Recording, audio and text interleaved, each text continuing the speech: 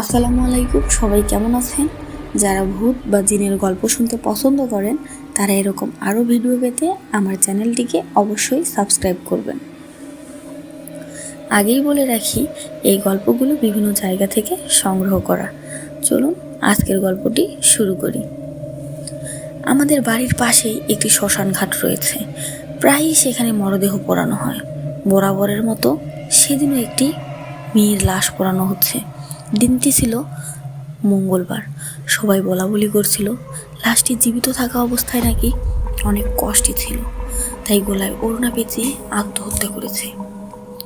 প্রতিদিনের মতো বাবা আজও মাছ ধরার উদ্দেশ্যে পূর্ণিমার চাঁদের আলোয় হাতে একটি টর্চ লাইট নিয়ে বাসা থেকে বেরিয়ে গেলেন।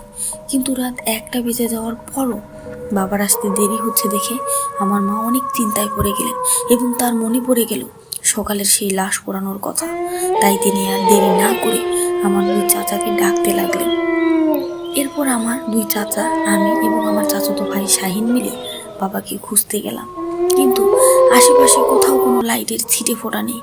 চারপাশে জ্যোৎস্নার আলো ঝলমল করছে। যারা মাছ ধরতে যায় তারা মূলত 11টা থেকে 12টা বাজার আগেই বাড়িতে চলে আসে। চারপাশে জনমানবহীন এই দৃশ্য দেখে আমাদের খুব ভয় হতে লাগলো। এরপরও আমরা বাবাকে খুঁজেই চলেছি। খুঁজতে খুঁজতে যখন শ্মশানের কাছে এলাম, তখন চারপাশের পরিস্থিতি কেমন জানি স্তব্ধ হয়ে গেল। আচমকা একটা দমকা হাওয়া শুরু হলো। আমাদের সবার টেনশন প্রায় দ্বিগুণ বেড়ে গেল। এমন সময় হঠাৎ আমার চাচাতো ভাই লক্ষ্য করলো বালির উপর দিয়ে কাউকে টেনে নিয়ে যাওয়ার চিহ্ন। আমরা আর সময় বিলম্ব না করে চিহ্নটিকে অনুসরণ করতে লাগলাম। কিছু দূর যাওয়ার পর দেখলাম গায়ে স্যান্ডেল গেঞ্জি পরা একজন লোক। তার মাথাটি বালুর নিচে গেড়ে দেওয়া হয়েছে। আমরা সবাই মিলে লোকটিকে বের করলাম, কিন্তু ততক্ষণে আমাদের আসতে অনেক দেরি হয়ে গেছে। লোকটি আর বেঁচে নেই। এই লোকটি ছিল মূলত আমাদের জমির চাচা।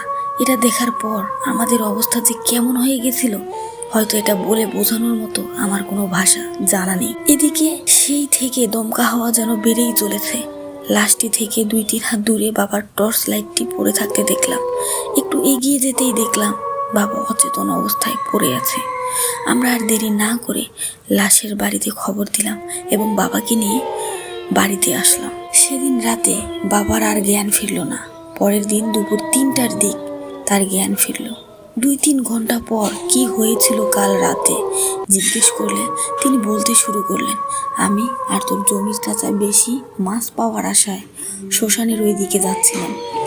মাছও অনেক পেতে লাগলাম। এরপর হঠাৎ আমাদের মনে হতে লাগলো কেউ একজন আমাদের পিছন থেকে ডাকছে। কোনো কিছু না ভেবেই আমরা পিছনে